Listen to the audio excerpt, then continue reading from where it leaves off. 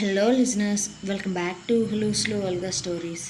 ఈరోజు స్టోరీలోకి వెళ్ళబోయే ముందు మీకున్న చాలా డౌట్స్కి ఆన్సర్ కావాలంటే వీడియో చివరి దాకా చూడండి అబ్బా. అలాగే స్టోరీ అయిపోయిన తర్వాత కూడా ఈ ఆగస్ట్ నెల వచ్చిన కాడ నుంచి నేను వీడియోస్ ఎందుకు పెట్టలేకపోతున్నానో మీకు నేను కొంచెం ఎక్స్ప్లెయిన్ చేయాలబ్బా. అందుకనే స్టోరీ వినకుండా చదివే వాళ్ళు కూడా చివరి దాకా చూడండి. మరి ఇంకా కథలోకి వెళ్ళిపోదామా? నిత్య చేతుల మీదుగా సుమన నీలాంబరికి జరగవలసిన కార్యక్రమాలన్నీ దగ్గరుండి జరిపిస్తుంది. అయితే నిత్య తండ్రిని ఈశ్వర్ భారతదేశానికి తిరిగి రప్పించి ఒక ప్లాన్ చేసుకుంటూ ఉంటాడు. మరో చోట సుప్రజ చెప్పడంతో పురుషోత్తం నిత్య గురించి తెలుసుకోవడాన్ని ఆపేసి నడిరాత్రి సమయంలో ఇంటికి చేరుకొని అదే విషయం వెంటనే వైభవ్కి ఫోన్ చేసి చెప్తాడు.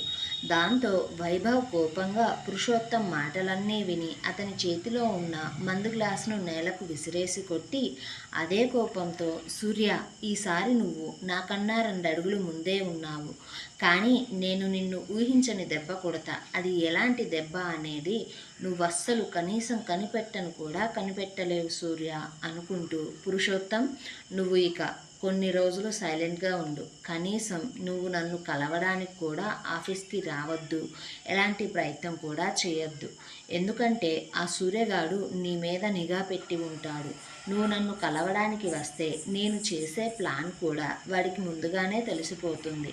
అందుకే అంటూ చెప్పి పురుషోత్తం ఫోన్ పెట్టేసి ఆ రాత్రిపూటలోనే చాలాసేపు ఆలోచించుకున్న వైభవ్ సూర్య ఆఫీస్లో అతనికి కోడ్ గురించి, దాన్ని దొంగలించిన వారి గురించి తప్ప తీసుకువెళ్ళిన వారి గురించి తెలియకపోయేసరికి అతను గగన్ కంపెనీలో దాన్ని ఎవరు కొన్నారు అనే ఆలోచనకు వచ్చి అసలు గగన్ కంపెనీలో ఉన్న దొంగను పట్టుకొని ఆ కోడ్ని తనకు ఎవరమ్మారో, వారికి సూర్య అంటే, నిత్య అంటే ఎందుకంత కోపమో తెలుసుకుందామని వైభవ్ అనుకుంటూ ఎవరి ద్వారా గగన్ కంపెనీలోకి ఎంటర్ అవ్వాలా అని ఆలోచిస్తూ ఉన్నాడు. మరోవైపు అంత రాత్రి అవుతున్నా కూడా గగన్ పవిత్రతో ఫోన్ మాట్లాడుతూనే ఉన్నాడు. ఇటువైపు ఫోన్ మాట్లాడుతున్న పవిత్రకు అతని పనులు అతని మీద మరింత కోపాన్ని, విసుగును, ఇసగడను తెప్పిస్తూ ఉన్నాయి.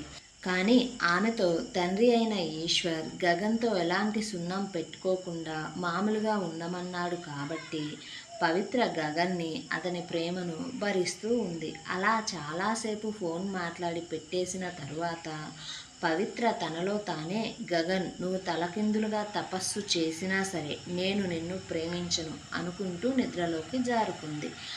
అయితే మరోవైపు 2 దేహాలు వారు కలుస్తున్న ప్రతిసారి కూడా వారి ప్రేమలో మరింత పరిపూర్ణత పొందుతూ ఆ కలయికలో ఉన్న స్త్రీని చాలా సుకుమారంగా, సున్నితంగా చూసుకుంటూ ఆమెకు ఎలాంటి ఇబ్బంది లేకుండా ఆమెను సంతోషపెడుతూ ఉన్నాడు. అలా వారి కలయికతో సంతోషపడి అలసిపోయిన ఆమెని సూరజ్ కౌగిలిలో సేద తీరుతూ, సూరజ్, మనం ఇక్కడే ఉంటే అమ్మా నాన్న మనని ప్రశాంతంగా బతకనివ్వరు సూరజ్. అలా అని మనం ఇంకా ఎన్ని రోజులు మన స్నేహితులను తోడుగా కోరుకుంటూ ఉంటాం చెప్పు? ప్రతిసారి కూడా వారికి ఇబ్బంది అవుతుంది కదా. వారి బాధ్యత ప్రకారం మనకు పెద్దలై వారు పెళ్లి చేశారు. అలా అని ప్రతిదానికి ఇంకా వారి సాయం తీసుకోలేం కదా. ఆర్థికంగా కాకపోయినా మోరల్ సపోర్ట్గా అయినా సరే ఇప్పటికీ కూడా వాళ్ళ మీద మనం ఇంకా ఆధారపడుతూనే ఉన్నాం. పైగా నేను ఇలా ఇక్కడే ఉంటే అమ్మా నాన్న మన మీద కోపాన్ని నిత్య మీద చూపించాలి అనుకుంటున్నారు. అందుకే మనం, మీ బాబాయ్ వాళ్ళు కెనడాలో ఉన్నారు కదా, వారి హోటల్ బిజినెస్లో మీకు కూడా షేర్ ఉంది కదా, మనం అక్కడికి వెళ్ళిపోదాం సూరజ్. మనం ఇంకా ఇక్కడ ఉండద్దు, అక్కడే ఉండిపోదాం.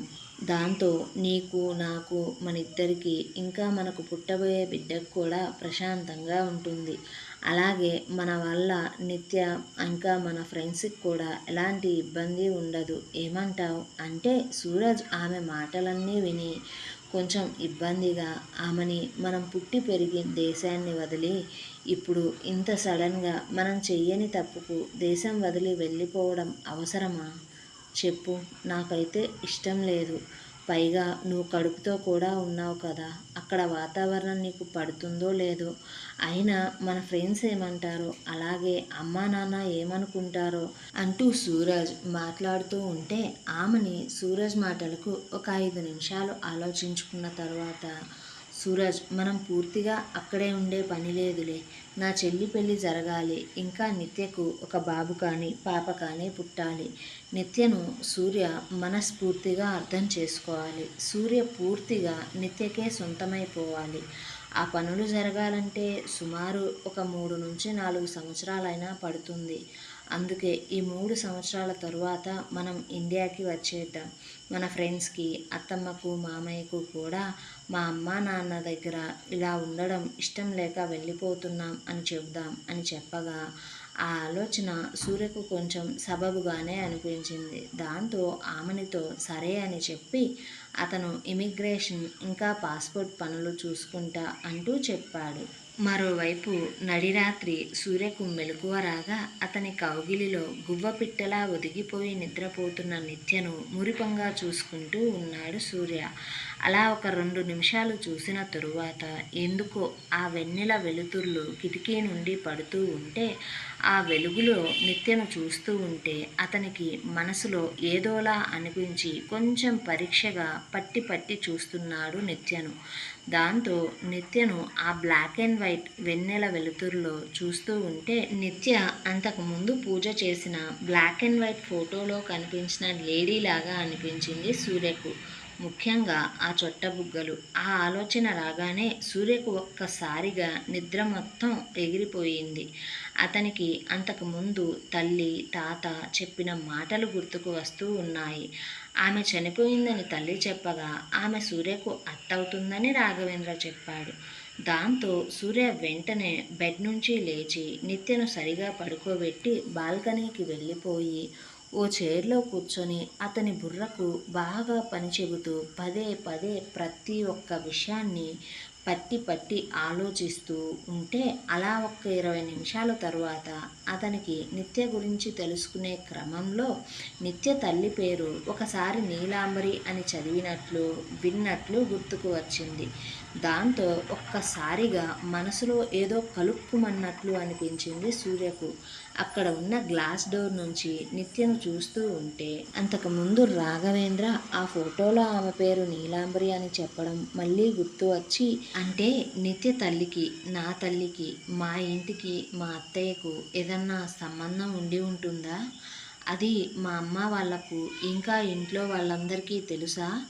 ఆ కారణంతోనే నిత్యను ఇంత తొందరగా అనాథైనా సరే ఈ ఇంటి కోడలిగా వీరందరూ అంగీకరించారా?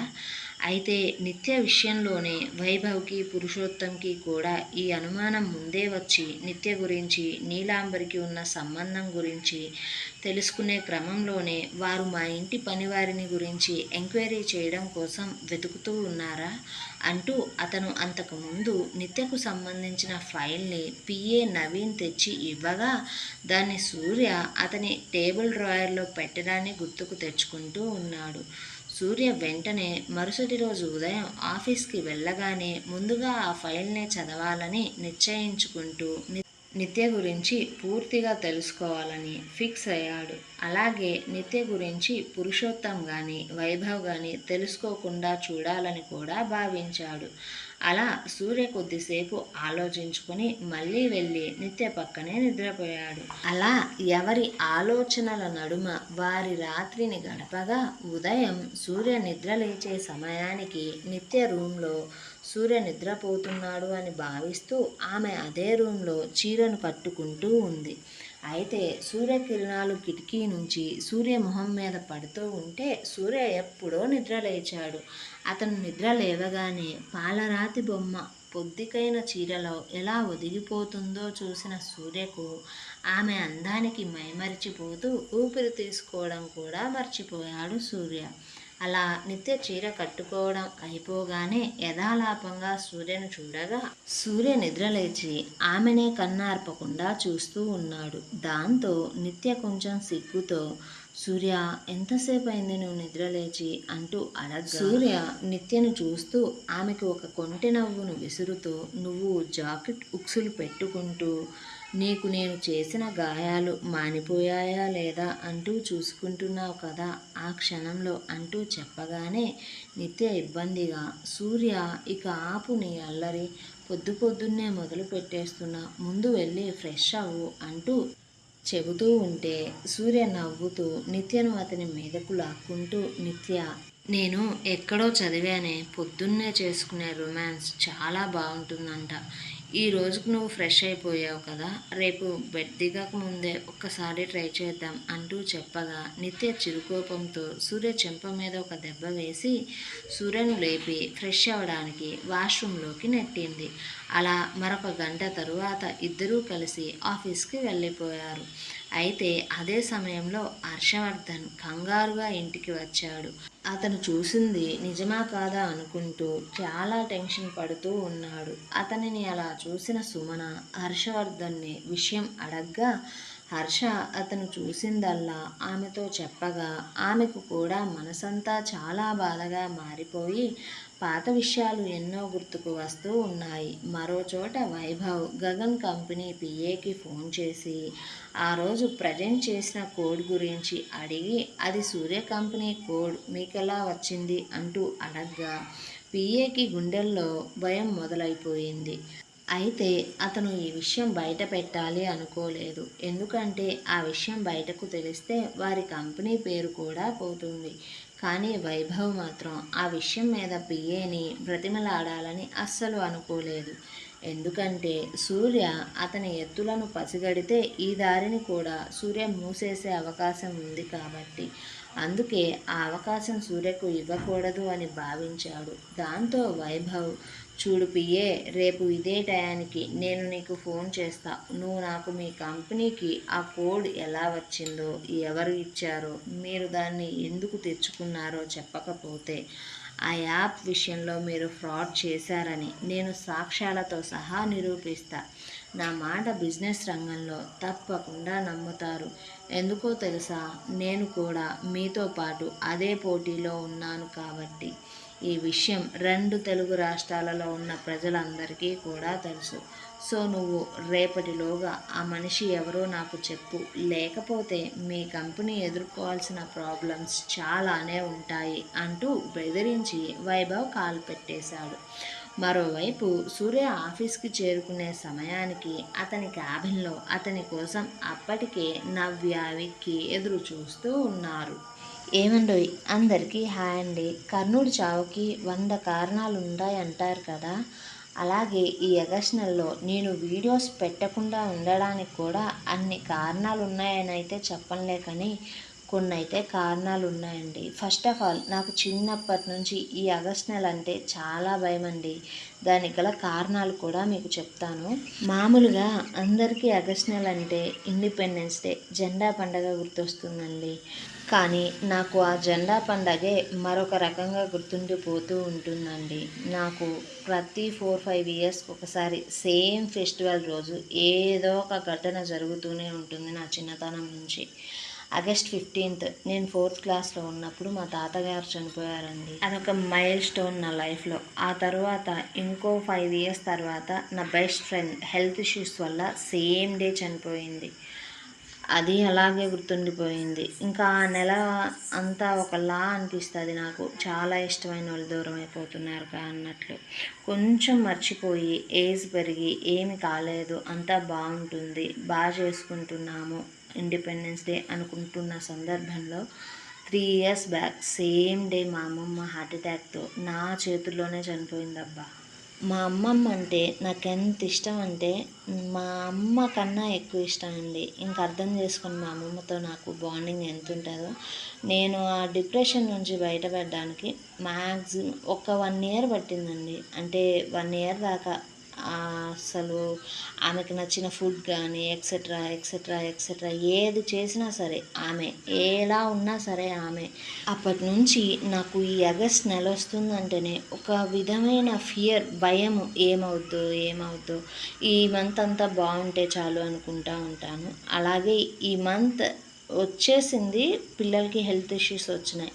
వాళ్ళకు కొంచెం క్యూర్ అవ్వంలోనే నాకు రీసెంట్గా జరిగిన సర్జరీ నుంచి తేరుకుంటూ కొంచెం కొంచెంగా ఓకే అవుతున్న సందర్భంలో మళ్ళీ కొన్ని హెల్త్ ఇష్యూస్ వచ్చినాయి. వాటి నుంచి ఒక్క 2-3 డేస్ నుంచేనండి నేను కొంచెం కోలుకుంటుంది. ఈలోపే మళ్ళీ ఈ 15వ తారీఖు మా పెదనాన్నగారు చనిపోయారండి. ఇంక అర్థం చేసుకోండి నా ఫీలింగ్స్, నా మైండ్ సెట్ ఎలా ఉంటుందో. సో ప్లీజ్ అండి ఈ ఒక్క ఒక్క ఒక్క అంటే మీకు ఎలా చెప్పాలో కూడా అర్థం కావట్లేదు. ఒక్క 20 డేస్ అండి. అంటే నెక్స్ట్ ఎపిసోడు ఎక్సెట్రా ఎప్పుడు పెడతారు? మీరెందుకు లేజీగా బిహేవ్ చేస్తున్నారు? మీకు యూట్యూబ్ చేయాలని లేదా? అంటే అలాంటి కామెంట్స్ అన్నీ నేను ఉంచట్లేదు. ఎందుకంటే వాళ్ళు 1, 2 సార్లు చూసి నేను ఎప్పుడో ఒకసారి వాళ్ళలాగా వాళ్ళు జడ్జ్ చేయకూడదనే నా ఫీలింగ్ అండి. నన్ను ఫస్ట్ నుంచి ఫాలో అవుతున్న వాళ్ళకి నాదేంటో తెలుస్తుంది. నేను ప్రతి కామెంట్కి రిప్లై ఇస్తానండి. అది గుడ్ అయినా బ్యాడ్ అయినా, స్టోరీ బాగుందన్నా బాలేదన్నా ఏదైనా సరే నా ఛానల్లో ఇప్పటి వరకు ఉన్న ప్రతి కామెంట్కి నేనైతే రిప్లై ఇస్తూనే ఉన్నాను. సో నాకు మీరంటే అంత ఇంపార్టెంట్ ఇస్తాను. నా ఎవ్రీ సబ్స్క్రైబర్కి నేను ఇంపార్టెంట్ ఇస్తాను. సో మీరు కూడా ఈ టైంలో నాకు కొంచెం సపోర్ట్ ఇవ్వండి అబ్బా చాలు. జనరల్గా నా వాయిస్ బేస్ ఎలా ఉంటుందో, నా టోన్ ఎలా ఉంటుందో నా వీడియోస్ చూసే ప్రతి ఒక్కళ్ళకి తెలుసు. ఇంతలా నేను రిక్వెస్ట్ చేస్తూ మాట్లాడడానికి కూడా ఇబ్బంది పడుతూ ఉన్నానంటే కొంచెం అర్థం చేసుకోండి. ఒక్క 20 or 30 డేస్ నాకు కొంచెం టైం ఇవ్వండి. ఈలోపు నేను సెట్ అయిపోతానండి. ఒక్క 20 రోజులు వీడియోస్ కొంచెం లేట్ అవ్వచ్చు, లేదా 1 or 2 డేస్కి ఒకటి అలా అయినా రావచ్చు, లేదా ఒక 2-3 డేస్ రాకుండా అయినా ఉండొచ్చు. సో ప్లీజ్ అండి కొంచెం అర్థం చేసుకోండి. ఇక్కడి దాకా వీడియోని విన్నందుకు ప్రతి ఒక్కళ్ళకి నా ధన్యవాదాలండి.